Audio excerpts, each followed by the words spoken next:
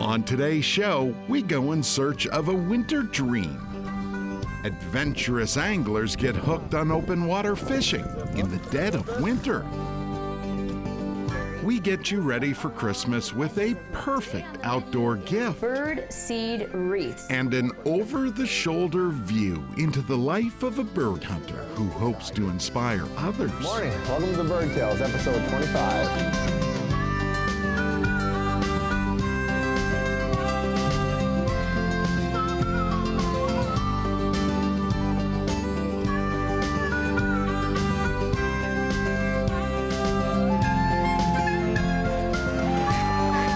Minnesota Bound.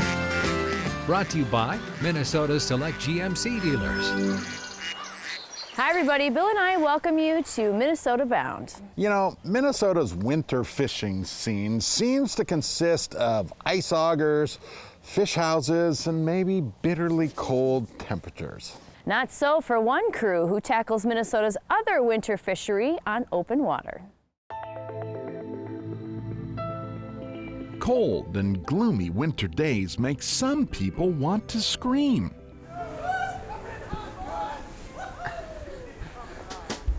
While most folks huddle around heat indoors, we work our way downhill in search of a dream. What kind of stuff? Dude, you dropped your Twizzlers. Oh no! No great adventure comes without adversity. Hey, that was the most fun I've had. That was easy. Actually, that was You gotta earn it. Together, we wander in a fog, a new sort of Minnesota winter tradition, wading into cold, moving water.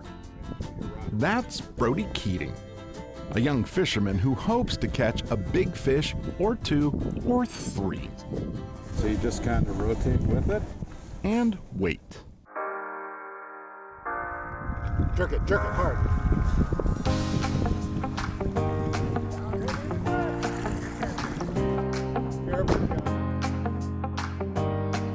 What is it? First smallie of the trip.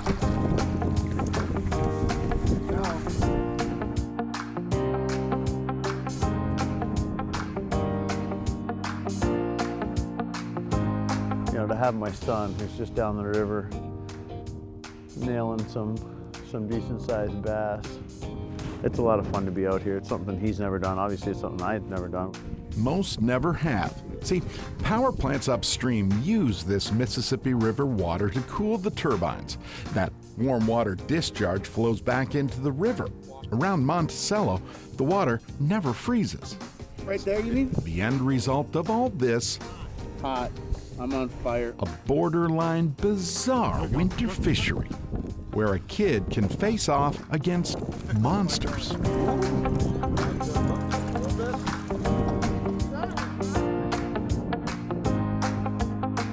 Truth be told, what seems a secret spot is actually not. The bait shop just up the block can hardly keep up.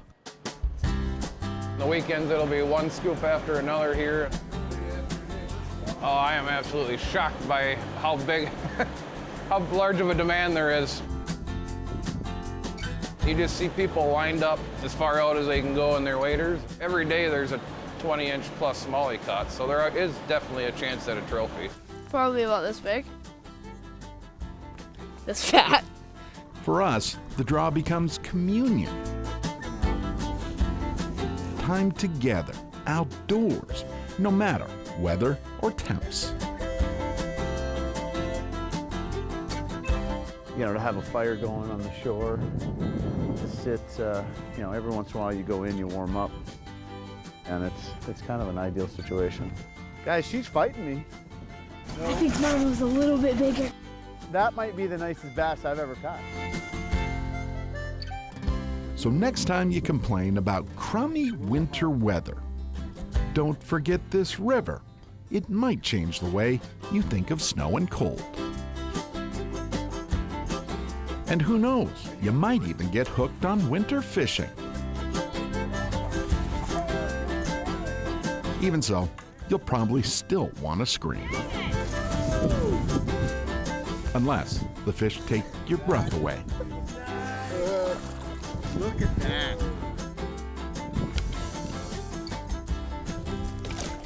Come on, go, go, go. Yeah! I like catching monster fish. Birds love dried fruit. Straight ahead, we offer up a holiday gift idea, truly for the birds. Minnesota Bound is brought to you by Minnesota's select GMC dealers.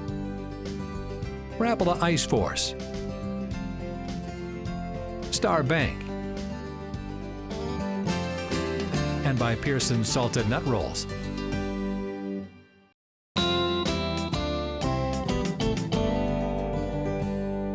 Up next, you are headed indoors to do a little work on a winter craft, right? That's right. I'm doing a little favor for our feathered friends during the winter.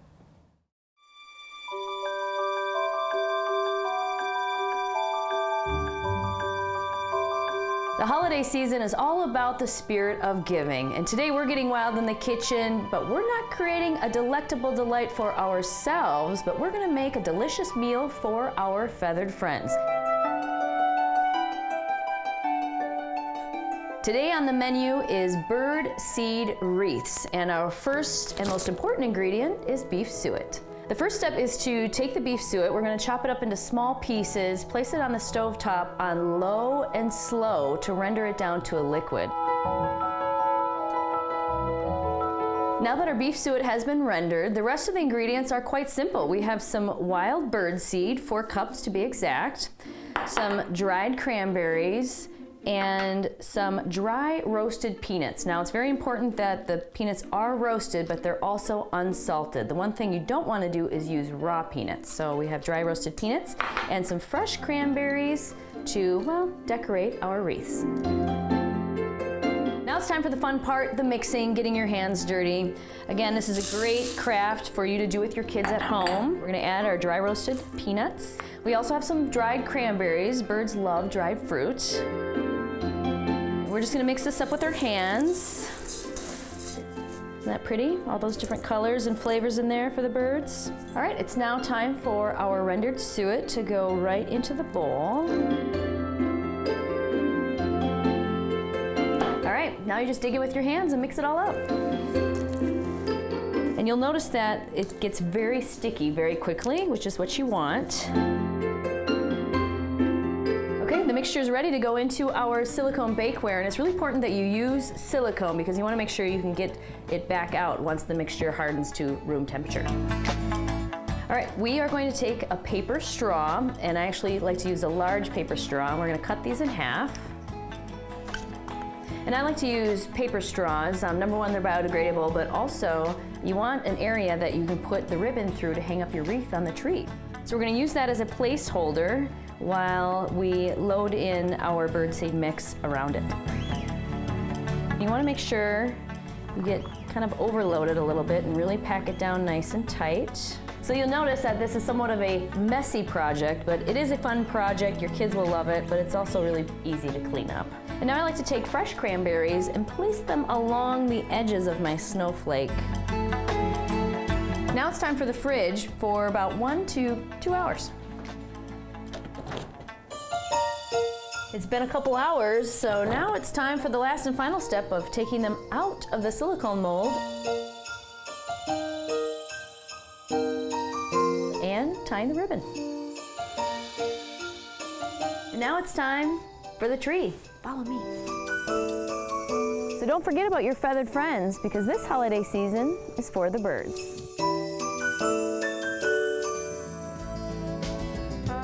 Still ahead, the story of a hunter who hopes to inspire others to take the field. And later, a Minnesota-bound classic all about a modern-day lumberjack lifestyle. Closed captioning on Minnesota Bound is brought to you by Connecticut.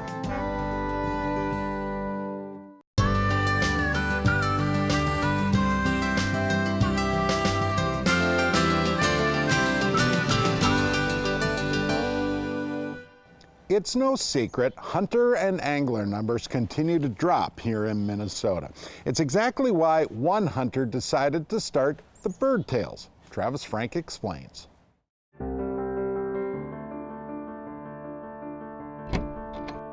Sabin Adams can't hide his love for hunting pheasants. This is my camera setup. A camera on his shoulder literally shows the world his every move. The camera angle is 170 degrees. For the most part, it catches just about anything. Sabin turns videos from his hunts into online stories he calls the bird tales. You can see everything that I get to see. Good morning, welcome to the Bird Tales, episode 25. Or 26. I want people to get excited about bird hunting and get out and go. So does his Pheasants Forever colleague Bob St. Pierre. This is a lifestyle for Sabin, right? He's taken his career and his passion and put that out there for the entire world to see it. I got a point 70 yards up here. His passion for wild birds matches his passion for wild places. Good boy. That sure makes the cold feel a lot better, doesn't it? Feel a heck of a lot better. Holy cow. Hunter numbers are declining very, very quickly. If I can inspire somebody to, buy a pheasant license, buy a pheasant stamp, buy a duck stamp, get out and go after birds, that just means more habitat, more places protected, and more birds. After all, hunters help pay for the land we're hunting on today and the construction project taking place across the field. So basically, the properties that we acquire, I help restore them. Excavator operators follow Sabin's habitat restoration plan. So right now we have contractors out there doing a tree removal project. We also have a couple wetland restorations happening. We already restored the upland acres, that's why the birds were out there. Thanks to Pheasants Forever's partnership with the state of Minnesota, this property will return back to its native form. Our mission is to create wildlife habitat. Habitat that remains open to the public. When we buy a piece of land and it becomes a WPA or a WMA, if you just want to come out and bird watch, there are birds there to watch. If you want to put a little blaze orange on and find, pheasant dinner for Thanksgiving, go at it. That's what this was intended to do.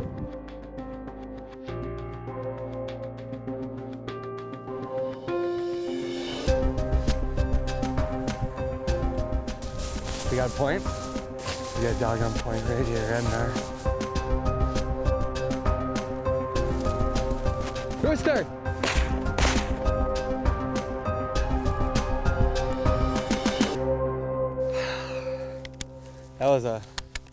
That was just a bad shot.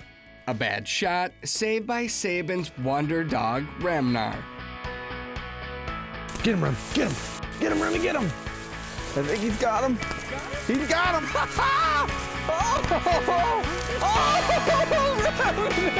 Oh, man. You are such a good boy. Good boy, you got him. There's just such a great moment. We went from a real low to a real high. Our high carries us into a golden hour finish.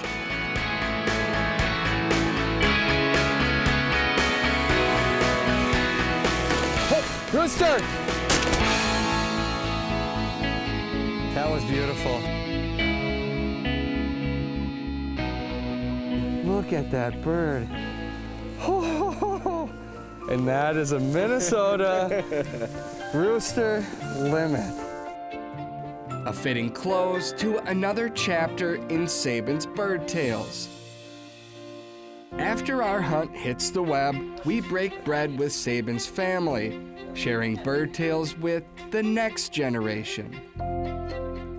Completing a picture-perfect day with a hunter that lives to share his views of Minnesota's pheasant country.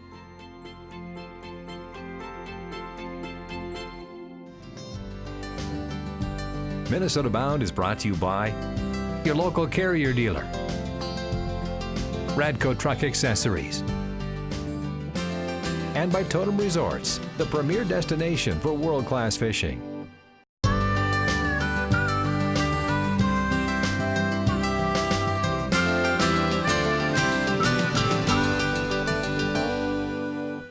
Today's Today's Minnesota Bound Classic takes us back to 2005.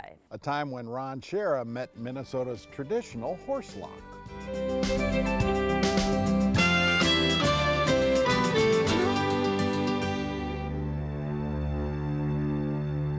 Despite what it seems, time in a forest does not stand still. Rather, it creeps slowly ahead, not much faster than an oak tree grows. But on this foggy morning, amid this foggy forest, the clock is ticking in reverse. Boy, what a beautiful day. Ticking backwards to a Minnesota logging camp as it might have been long ago. Back to the days of horses.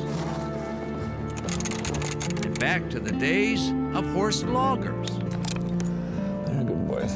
The good boys are Belgian draft horses and Percherons, each a half-ton of pulling power. I pretty much am doing exactly what I planned from 5 on, so yeah, this is great. Meet horse logger Tim Carroll, CEO of Cedar River Horse Logging and Wood Products. This isn't just a job, it's a mission really to, you know, I really believe in what I'm doing. I hope that when I'm gone, whatever I've done has left the world a better place.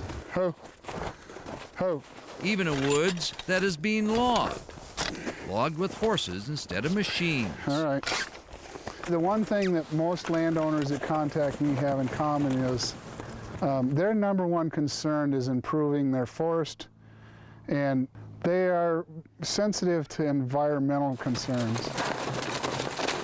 Simply put, horses are more tender on the trees still standing than bulldozers. If a horse, because it's a living being, starts to step on a sapling, it moves its foot around it. You know, you wouldn't step on a pencil. Well, a horse ain't going to step on a sapling if they can help it. This oak here is, it's actually over mature, it's getting rotten. What I want to do is put the tree down in that direction. The purpose of that is I don't want to damage these white pines. Our whole purpose in taking this out is to improve the white pine stand, so if I drop the tree on top of them, it kind of defeats the purpose. Landowner Pete Jensen chose horse logging for the same reason. When I needed to thin the oak trees, I was looking around for something different, something that would have less impact on the trees that remained.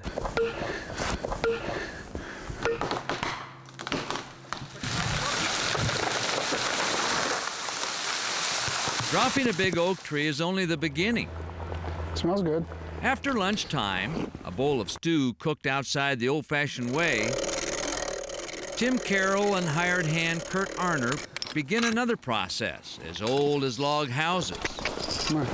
Again, horses have a job to do, bringing logs to the mills, where the fallen trees are shaped for a purpose. In this case, we're cutting beams for timber framing. All the construction here is oak.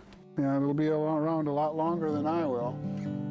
Whether it's in horse logging or timber framing or a lot of our traditional things that we did in the past, the skills that we've had are being lost, and it just amazes me what people knew 100 years ago that maybe we've forgotten. It's very satisfying to me to have my customers know where the tree came from, and they have a direct connection to it. Homes and furniture and warmth. Some of us tend to forget where it all comes from. And when another tree must fall, the horse logger goes forth as a team to take what they must while leaving the forest in good health, untrampled, unscarred. I love working with animals, and I love being in the woods, and I can't think of anything better to do. Now that looks like a ton of work. Yeah. And a ton of fun too, right? Absolutely. Well, if you have an outdoor story to share with us, be sure to drop us a note on the Minnesota Bound Facebook page. We'll be watching for your story ideas. Until next week. Don't forget to introduce a kid to the great outdoors. I got you.